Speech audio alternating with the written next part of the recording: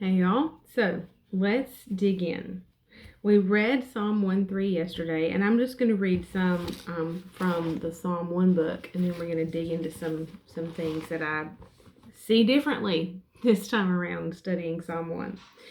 And he shall be like a tree, firmly planted and tended by the streams of water, ready to bring forth its fruit in its season. Its leaf also shall not fade or wither, and everything he does shall prosper and come to maturity. So, this is how the blessed one is described: a firmly planted tree. The imagery of a tree planted is one that we can picture vividly and easily. And I love trees. I love big trees, old trees. You can ask my husband.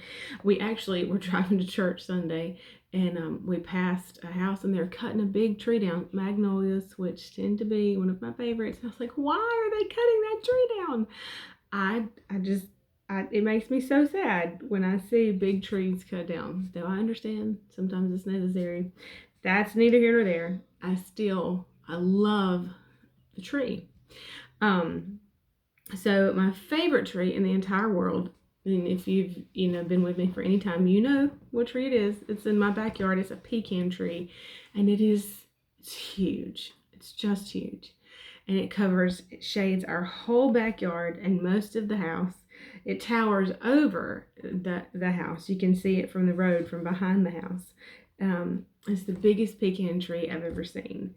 Even as I'm writing this, I had to open the window to take in its grandeur. So I've watched that tree my entire life.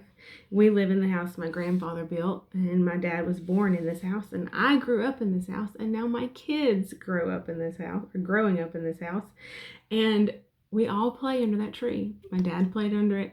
I played under it. Now my kids are playing under it, and David is trying his hardest to figure out how he can climb that tree. It's a good climbing tree. So I've seen this massive pecan tree weather many storms. I've seen its branches sway fiercely in hurricane winds, though it remains firmly planted, resisting every stress and pressure brought against it. It would be impossible to move this tree and keep it alive. Its root system is very complex and very deep, and I would imagine that some of its roots have grown well under our house. This tree was planted to be fruitful and to flourish.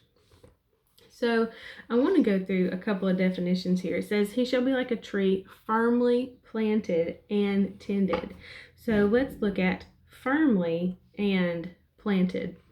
So the definition that I have of firmly is securely or solidly fixed in place. If firmly is resists stress or pressure, not subject to change, not easily moved or disturbed. Planted is established, put or set in the ground. I love this, for growth. So if something is planted, anybody ever plant flowers? We plant them to grow. We fix them in place. We put them, establish them for the purpose of growing. And just like this tree, we who are in the Word, who find our delight and desire in the law of the Lord or in His teachings, we're planted for growth. When we grow and produce fruit, the world experiences the goodness of God. They experience the kingdom of God. And that's one reason I love the imagery of the tree. We understand trees, and God, he's so good in the way that He relates things to us. We understand how trees grow and produce, and how we all benefit from the tree growing and producing. So it's easier for us to understand. Okay, then if I do what this verse says, and I do meditate on His word, and I get it down in me, and I find my delight and desire in His word, and this is where I stay and where I dwell, just like that tree, I'm going to begin to produce. And it sounds really simple. Execution can be a little tricky sometimes, because Satan is a schemer, he's crafty. But it is just as simple and as hard as that. If we do what the word says do, then we're going to be like that tree planted and tended by the streams of water. We'll pick up here tomorrow. I'll see you then. Bye, y'all.